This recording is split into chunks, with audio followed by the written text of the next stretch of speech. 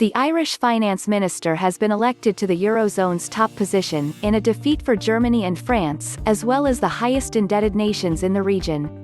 Paschal Donoghoe will be the new president of the Eurogroup, which is made up of the 19 finance ministers of the euro area in charge of negotiating aspects of fiscal policy in the bloc. The decision announced Thursday evening was a blow to France and Germany, who had publicly stated their support for Spanish candidate Nadia Calvino. The most indebted nations in the region, Greece, Italy and Portugal, had also expressed their preference for the Spanish minister.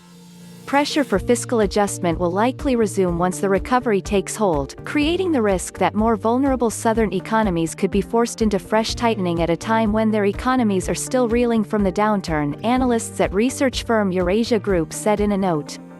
Paschal Donoghoe, who will start the new role on Monday, has made it clear that the euro area will have to work towards reinstating fiscal targets.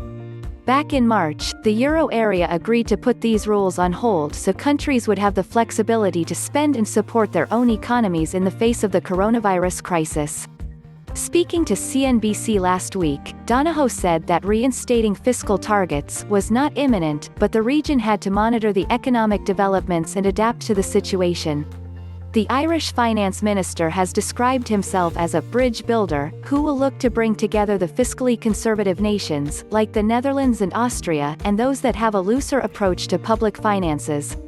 Building and maintaining consensus on both issues will be challenging, given the uneven shape the recovery is likely to take in Europe, Eurasia Group analysts added.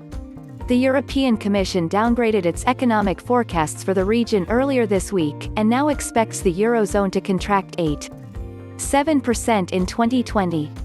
The International Monetary Fund, meanwhile, said in June that the 19-member region could shrink by 10.2% this year.